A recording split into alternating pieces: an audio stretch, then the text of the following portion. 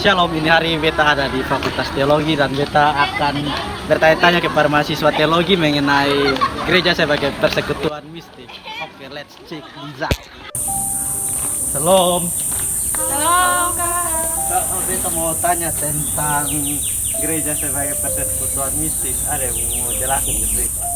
Oh, gereja sebagai persekutuan mistik. Kalau menurut saya ya, gereja sebagai persekutuan mistik kita dengar dari kata mistik saja tuh kebanyakan orang berpikir kalau hal-hal mistik itu merupakan hal-hal yang horor atau berkaitan dengan hal-hal yang gaib, hal-hal yang menakutkan gitu. Tapi sebenarnya kalau sudah disandingkan dengan kata gereja sebagai persekutuan mistik, itu tuh merujuk pada sebuah pemahaman bahwa gereja itu dibentuk dalam sebuah komunitas atau kelompok yang dimana gereja itu bertumbuh dalam hubungan spiritualitas yang dalam atau yang baik antara sesama anggota gereja dan juga dengan Tuhan. Nah, jadi di sini gereja sebagai persekutuan mistik itu tidak menekankan pada suatu organisasi atau institusi tersendiri yang ada dalam gereja, tapi lebih melihat atau lebih menekankan pada Yesus Kristus sebagai pemilik gereja. Artinya Yesus Kristus sebagai tubuh gereja itu, di mana semua anggota dalam gereja itu memiliki fungsi atau peran masing-masing dalam mewujudkan misi Allah dalam gereja itu sendiri. Terus kalau kita lihat dari kata mistik sendiri, kata mistik itu setahu saya kata mistik itu berasal dari bahasa Yunani yang artinya mistikos atau yang kita sebut dengan mistikos. Tapi sebenarnya kata mistikos ini tidak digunakan secara eksplisit atau tidak tertera dengan jelas dalam Alkitab. Tapi ada satu kata yang dekat dengan kata mistikos, yaitu kata mistis, yang lebih sering digunakan dalam Alkitab, terkhususnya dalam Perjanjian Baru. Nah, kata mistis ini kalau secara etimologi itu artinya rahasia. Dan kata mistik ini merujuk pada rahasia atau Allah, kehadiran Allah yang tersembunyi gitu. Jadi Allah itu tidak dapat kita lihat wujud nyatanya dalam dunia ini, tapi bagaimana setiap anggota Kristus itu dapat mengalami Allah, dapat mengalami kehadiran Allah dalam kehidupan sehari-hari melalui pengenalan tentang Allah, yaitu dalam pembelajaran Alkitab, dalam sakramen-sakramen seperti perjamuan kudus dan lain sebagainya. Sehingga kalau gereja sebagai persekutuan mistik itu sendiri lebih menekankan pada bagaimana hubungan spiritualitas yang mendalam antara sesama anggota gereja dan juga Nah, kalau di dalam gereja sebagai persekutuan mistik nih ada memiliki landasan teologis yang kuat begitu. Ini bagian ini landasan teologis itu menggambarkan tentang hubungan spiritual antara anggota gereja dengan Tuhan dan juga sesama. Nah, di dalam situ juga ada ayat-ayat yang menunjukkan tentang itu. Bisa kotong lihat tentang tubuh Kristus itu di dalam kitab Roma pasal 12 ayat 4 sampai 5. Nah, di situ menunjukkan bahwa setiap anggota gereja ini memiliki peran yang unik dan penting di dalam keseluruhan tubuh. Nah, itu tuh yang berfungsi untuk mencapai tujuan Allah. Terus ada juga ini tentang umat Allah, itu tuh dapat kita lihat dalam 1 Petrus 2 ayat 9 sampai 10 yang menyatakan kalau sebagai umat yang dipilih itu gereja memiliki tanggung jawab untuk hidup dalam persekutuan yang mencerminkan karakter dan kasih dari Tuhan. Terus yang berikut juga ada hubungan dan kasih. Itu tuh dapat kita lihat dalam kitab Injil Yohanes pasal 13 ayat 34 sampai 35. Nah, di dalam situ tuh menyatakan kalau kasih menjadi dasar dari persekutuan mistik, di mana setiap anggota tuh diharapkan untuk saling mendukung dan membangun satu sama lain dalam iman. Ini nih diciptakan untuk mewujudkan komunitas yang kuat dan saling menguatkan. Oke Kak, makasih. Kotong lanjut lagi ini. Saya di sini dari mana? Kalau menurut beta sambung di tradisi gereja. Nah, tradisi gereja tuh kayak satu persekutuan yang berakar pada pemahaman tentang suatu komunitas antara Tuhan dengan anggota-anggota gereja. Nah, dalam itu dalam tradisi gereja itu ada beberapa warisan. Yang pertama ada 4 warisan. Yang pertama tuh ada 5 warisan. Aduh, bisa lupa.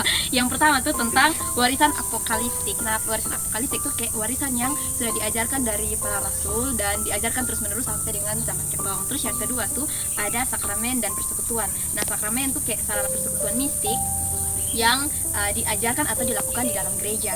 Yang ketiga itu ada liturgi dan ibadah. Nah, liturgi dan ibadah ini kayak suatu struktur atau suatu bagian integral dalam gereja yang mendukung tentang model komunitas mistik ini, gereja mistik. Dan yang berikut itu adalah komunitas kasih. Nah, komunitas kasih itu kayak komunitas yang dibangun, komunitas gereja yang dibangun atas dasar kasih seperti yang diajarkan untuk yang mungkin itu yang saya tambahkan. Oke Kak, semua makasih. Kita lanjut.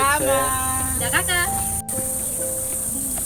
Halo, siang Kak. Ada sibuk Halo, kok? Kak.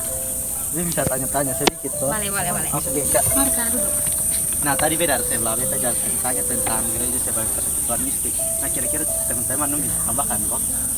Gereja sebagai persekutuan mistik kok Kak, beta pernah dengar dan yang beta baca juga tentang pemikiran-pemikiran teolog yang mendukung ini model gereja sebagai persekutuan mistik. Yang pertama tuh ada dari Rasul Paulus. Rasul Paulus ini dia mengatakan bahwa gereja sebagai persekutuan mistik ini memiliki konsep yang sama seperti tubuh Kristus. Bisa kita baca bersama dalam pertama Korintus pasal yang ke-12 ayat yang ke-12 sampai ayat yang ke-27. Di situ dikatakan bahwa ternyata gereja ini memang merupakan yang terlibat atau terlihat dari anggota tubuh yang banyak, tetapi mereka tuh terhubung dalam satu tubuh. Jadi mereka tuh memiliki banyak keunikan, tetapi untuk keunikan tuh tidak ada sebagai pemecah, sebagai alat untuk memisahkan mereka, tetapi itu ada untuk mempersatu, mempererat, dan membuat mereka untuk mencapai goals atau tujuan misi yang mereka akan lakukan. Yang kedua juga ada dari Agustinus, kalau tidak salah. Agustinus tuh dia mengatakan bahwa gereja sebagai persekutuan mistik tuh dianggap sebagai satu konsep yang adanya persekutuan dan juga kasih. Yang dimana ini menggambarkan bahwa ternyata kasih ada untuk sebagai ikatan, sebagai penghubung, untuk menyatukan ini gereja-gereja yang ada. Jadi menyatukan ketong bukan saja ketong dengan Tuhan, tetapi dia ini lebih kepada jadi dia tidak terlihat secara spiritual saja, tetapi bagaimana praktis ketong punya tindakan nyata. Nah yang ketiga tuh teolog apa dari mana? Martin Luther. Nah Martin Luther tuh dia menganggap bahwa gereja sebagai persekutuan mistik ini merupakan suatu pemulihan persekutuan.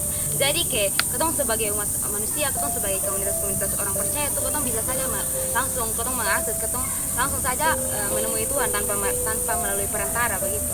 Dan bukan saja itu, dia juga bilang bahwa ketong nih ternyata ketong orang Kristen ini ketong ini harus saling mendukung dan saling memperhatikan dalam iman. Jadi pada intinya tuh dia mau untuk ketong semua tuh terhubung dalam setiap persekutuan yang ada. Yang keempat nih Bonhoeffer. Nah Bonhoeffer ini dia mengatakan bahwa gereja sebagai persekutuan mistik nih itu tuh sama seperti suatu komunitas sejati. Dia mengatakan dalam dia punya buku dia tulis tentang berjudul Life Together. Nah, Life Together tuh dia di situ dia mengatakan bahwa persekutuan mistik ini mencerminkan kasih Kristus dan juga bagaimana ketong punya hubungan yang saling mendukung antara satu dengan yang lain dalam ketong membangun iman. Dan bukan saja itu, dia juga mengatakan bahwa ternyata ketong bisa merasakan kuasa dan karya Tuhan tuh bukan saja terlihat dari ketika ketong punya hubungan yang sangat mendalam dengan Tuhan, tetapi bisa juga ketong rasakan itu melalui ketong punya hubungan dengan sesama. Jadi pada intinya bagaimana ketong punya hubungan vertikal dengan Tuhan, bukan saja itu yang ketong perhatikan, tetapi bagaimana ketong punya hubungan secara horizontal ketong dengan sesama. Oke, ketong lanjut pilih. Kakak menurut Kak Firman? Jadi begini Kak, yang kita tahu tentang model gereja sebagai persekutuan mistik tuh dia punya struktur. Nah, struktur dari model gereja sebagai persekutuan mistik itu ada dua. Yang pertama sebagai tubuh Kristus. Nah, kita bisa baca dalam 1 Korintus pasal 12 ayat 12 hingga ayat 27. Di situ Rasul Paulus mau menggambarkan gereja itu sebagai persekutuan yang punya banyak anggota tetapi dia satu tubuh. Nah di situ di mana setiap anggota itu dia punya peran fungsi yang unik. Dong punya peran dan fungsi masing-masing tapi unik. Nah di situ ini struktur ini mau menjelaskan dan menekankan kepada anggota bahwa terlepas dari dong punya latar belakang, dong punya budaya, dong punya ekonomi dan pokoknya dong punya kehidupan latar belakang tuh yang berbeda-beda tuh ternyata dong tuh punya nilai dan kontribusi yang sama dalam satu persekutuan walaupun dong berbeda-beda begitu. Terus nah struktur yang kedua tuh Kak, struktur kepemimpinan Kristus. Nah di situ kita bisa lihat dalam Efesus pasal 1 ayat 22 dan ayat 23. Di situ dikatakan bahwa Kristus itu dia adalah kepala gereja yang mengarahkan dan memimpin itu jemaat. Nah dalam ini model kepemimpinan Kristus ini mau menekankan kepada pemimpin gereja untuk dia sebagai pelayan yang membantu mengarahkan ini anggota jemaat untuk mengalami pertumbuhan iman dan ikut berpartisipasi dalam misi gereja, bukan sebagai pemimpin yang dominan. Gitu Kakak. Itu struktur dari model kepemimpinan, model gereja sebagai persekutuan. Oke, makasih Kak. Iya, Kita beta pindah ke sebelah ya. Oke Kak, menurut Kak ke mana? Beta juga sempat belajar tentang ini. Beta hafal sedikit tentang ciri khas dari gereja sebagai persekutuan mistik. Nah, yang pertama itu hubungan yang mendalam. Nah, hubungan yang mendalam ini menekankan tentang hubungan antar anggota jemaat. Di situ bukan hanya hubungan sosial yang ditekankan, tetapi hubungan spiritual juga. Di situ sesama anggota gereja itu harus saling mendukung, saling mendorong dalam iman. Ciri khas yang kedua itu fokus pada kasih. Di sini mau menekankan bahwa setiap anggota gereja itu harus memperlihatkan mereka pun kasih sebagai wujud dari kasih Kristus. Yang ketiga itu ciri khas tentang keterlibatan aktif, di mana ciri ini menekankan bahwa setiap anggota gereja tuh harus terlibat aktif dalam setiap pelayanan, supaya juga mereka melihat bahwa mereka itu saling mendorong dan saling mendukung dalam sesama anggota jemaat. Yang keempat, spiritualitas yang hidup. Di sini menekankan bahwa seperti yang pertama tadi, tidak hanya hubungan sosial yang diperlihatkan, tetapi hubungan spiritualitas. Mereka saling mendukung, saling bekerja sama, begitu supaya menekankan pada iman mereka. Itu sama. Terima kasih Yesus. Kasih waktu untuk kita tanya-tanya. Terima kasih juga Kasih. kakak. Tuhan Yesus memberkati. Lanjut. Halo Selung. Ini kakak lu tadi sudah. Oke, sama langsung. Saya baju tanya-tanya ulang ya. Sampai kalau masih ada mau omongannya Masih tentang topik yang sama kok. masih tentang topik yang sama ketemu bahas tentang gereja sebagai persekutuan mistik. Oke, nah kita langsung dari pertama dari siapa saja? Kasih nolgo. Kita tentang Membahas Depok penerapan. Nah, kalau di gereja sebagai persekutuan mistik nih, Depok penerapan tuh relevan pada dua konteks. Itu konteks global dan konteks lokal. Kenapa bisa relevan di dua konteks itu? Karena gereja sebagai persekutuan mistik ini mampu menjawab kebutuhan komunitas akan komunitas yang solid dengan spiritualitas yang autentik. Nah, ini kalau dalam konteks global sendiri dia lebih menekankan pada peranan Roh Kudus. Jadi persekutuan gereja sebagai model gereja sebagai persekutuan mistik ini dia lebih berusaha supaya ini tiap-tiap komunitas, tiap-tiap anggota tuh dia punya cara membangun relasi sonde terbatas pada ini batas-batas geografis, sonde terbatas pada budaya dan denominasi. Jadi itu diusahakan supaya persekutuan itu secara global. Kayak dia contoh tuh ada hari doa sedunia. Jadi itu sonde terbatas pada daerah tertentu, budaya tertentu dan denominasi tertentu. Nah, yang kedua konteks lokal. Nah, ini konteks lokal nih gereja dulu dia berusaha untuk jadi tempat di mana nilai-nilai kasih, nilai-nilai pengampunan dan solidaritas itu dipraktikkan dalam hidup sehari-hari. Nah, hal ini sangat penting di masyarakat Indonesia yang plural karena keberagaman menjadi realitas yang sudah terhindarkan. Selain itu, gereja lokal juga sering mewujudkan persekutuan mistik melalui program-program kasih di masyarakat. Nah, contohnya bakti sosial, modal untuk usaha-usaha kecil, atau dukung koperasi jemaat yang membantu kesejahteraan anggota. Nah, dalam konteks lokal juga ada, khususnya di Katolik Indonesia ini model gereja sangat relevan karena gereja sering berperan sebagai pusat komunitas sosial dan spiritual. Terima kasih. Kita potong lanjut lebih di Saya kita mungkin harus omong banyak, jadi sini ada tambah sedikit. Ini ada tambah fungsi. Kita melihat fungsi gereja sebagai persekutuan mistik ini kurang lebih yang saya tahu tuh ada dua fungsi utama. Itu yang pertama tuh pembinaan dan pertumbuhan rohani. Nah, gereja sebagai persekutuan mistik ini adalah sebagai tempat pembinaan dan pertumbuhan rohani, di mana setiap anggota tuh dibentuk, dibina untuk memiliki pertumbuhan rohani yang baik. Nah, di situ melalui pembelajaran firman Tuhan, melalui pelayanan, melalui persekutuan, sakramen-sakramen, dan lain sebagainya. Dan gereja sebagai persekutuan mistik ini tujuannya dari dia punya fungsi yang dari sudah saya sebutkan itu tujuannya untuk membentuk rohani jemaat yang baik dan juga memberikan pemahaman tentang Tuhan itu secara benar dan baik. Nah, fungsi yang kedua itu yaitu pelayanan kasih. Nah, pelayanan kasih di sini gereja sebagai persekutuan mistik itu dia bisa saling menolong, saling memberikan bantuan pada orang yang membutuhkan, baik itu bantuan material maupun bantuan psikologis. Oke, potong lanjut. Mungkin ada mau tambah sedikit. Oke, yang mungkin mau tambah sedikit tentang kelebihan dan kekurangan dari model gereja sebagai persekutuan mistik, atau mulai dari kelebihan. Kelebihan mungkin dari ini model kita bisa lihat bahwa ini membuat kita memiliki hubungan yang dalam dengan Tuhan, memiliki hubungan baik di jemaat ataupun gereja yang lebih transenden, artinya kita memiliki hubungan intim yang sangat-sangat dalam dengan Tuhan. Dan itu bukan terlihat dengan kita punya pengajaran doktrin, tetapi bagaimana itu bisa terlihat juga dari kita punya pengalaman langsung, tindakan nyata dalam kita akan lakukan dalam kita punya kehidupan. Yang berikut juga ini juga akan memperdalam kota punya dimensi holistik, tetapi mau dilihat di sini dengan relasi dengan Tuhan itu yang dimaksud dengan holistik itu kota lebih kepada keseluruhan. Jadi bukan saja spiritual nih, tetapi bagaimana kota punya fisik, kota punya emosional, kota bisa atur itu semua jadi satu dan kota memiliki relasi yang betul-betul utuh dengan Tuhan. Yang berikut tuh dia punya kelebihan tuh kota bisa mengetahui dia punya esensi dari Tuhan dan juga esensi dari manusia, katong sebagai manusia. Jadi katong sende mencampuri, artinya panteisme. Jadi bagaimana Tuhan itu katong punya pencipta, dan katong manusia ini sebagai Tuhan punya ciptaan. Sedangkan dia punya kekurangan itu mungkin lebih kepada kesalahpahaman yang akan terjadi, yaitu panteisme itu. Katong bisa saja mencampuri atau menyatukan ini esensi antara Allah dan juga manusia, itu katong bisa satukan. Dan yang terakhir, dan punya kekurangan adalah bisa jadi katong punya hubungan komunal yang melemah. Katong lebih mengutamakan hubungan spiritual, dan katong melupakan ternyata ada organisasi ataupun kelompok komunitas gereja yang harus katong perhatikan begitu. Oke, terima kasih Kak banyak berbagi dengan beta. Tuhan memberkati di dalam kuliah dan pengerjaan tugas semua. Halo. Halo, kami bisa tanya-tanya. Kok tadi beta baru habis tanya-tanya dari yang lain Bu tentang gereja sebagai persekutuan mistik. Nah, beta minta teman-teman menjelaskan tentang bagaimana contoh nyata dari gereja sebagai persekutuan mistik. Yang beta tahu tentang gereja sebagai persekutuan mistik nih, saat ini dia sudah diterapkan di beberapa gereja. Itu contohnya di gereja Katolik tuh dia terwujud melalui perayaan Ekaristi. Kalau di gereja Protestan dia terwujud melalui perjamuan kudus. Nah, model gereja sebagai persekutuan mistik yang terlihat di dalam perayaan Ekaristi sebagai sakramen persekutuan yang dilakukan oleh gereja Katolik itu terlihat ketika masa pandemi COVID-19. Itu gereja Katolik berusaha untuk terus menghubungkan umatnya dengan Allah dan sesama melalui misa online yang dong lakukan secara live streaming.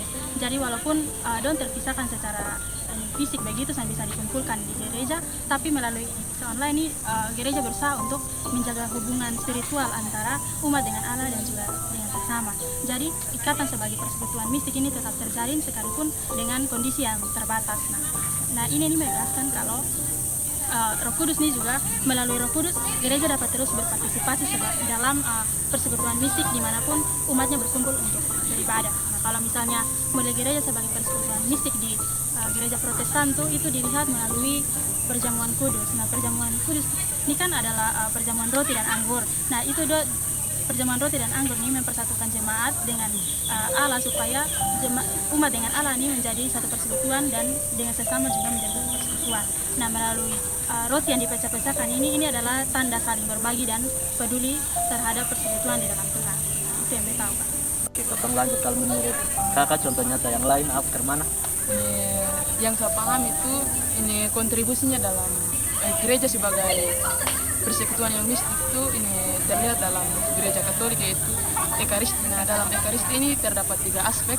Yang pertama ini terlihat dalam cara hidup jemaat yang tetap merayakan Ekaristi yang walaupun terpisah oleh jarak. Yang aspek yang kedua itu ini terlihat dalam perayaan kebangkitan Kristus yang dimana melalui misa online gereja sebagai sarana untuk ini menyatukan umatnya dengan Allah. Terus yang aspek yang ketiga itu ini terlihat dari peran Roh Kudus yang menyempurnakan persekutuan umatnya dengan penciptanya yaitu Allah sendiri. Nah, sedangkan dalam gereja Protestan sendiri itu terlihat dalam perjamuan kudus, di mana perjamuan kudus itu merupakan sarana untuk menyatukan ini, memperkuat ini persekutuan iman mereka. Dan perjamuan kudus juga dapat menyatukan umatnya dalam kasih dengan sesama yang diwujud nyatakan dalam iman percaya mereka kepada Yesus Kristus sendiri. Nah, dalam hal ini persekutuan mistik ini sangat mempengaruhi dalam kehidupan bersama dan dapat menghidupi kembali hubungan antara manusia dengan Allah dalam kasih. Mungkin itu saja yang saya mengerti dari kontribusinya tadi. Oke Kak, makasih sudah kasih waktu untuk kita tanya-tanya. Sukses dalam kuliah ya. Terima kasih Kak. Oke teman-teman, setelah beta bertanya-tanya dengan mahasiswa teologi di sini, dapat ketong lihat bahwa mahasiswa Fakultas Teologi di sini mempunyai pemahaman yang sangat luas tentang gereja sebagai persekutuan mistik. Dan dari hasil pertanyaan yang saya berikan, saya mengambil kesimpulan bahwa gereja sebagai persekutuan mistik menekankan hubungan spiritual yang mendalam dengan Tuhan dan sesama, berpusat pada kasih dan solidaritas. Model ini relevan dalam menjawab kebutuhan komunitas yang saling mendukung meskipun menghadapi tantangan eksklusivitas dan adaptasi zaman. Oke, sekian dari saya. See you and God bless you.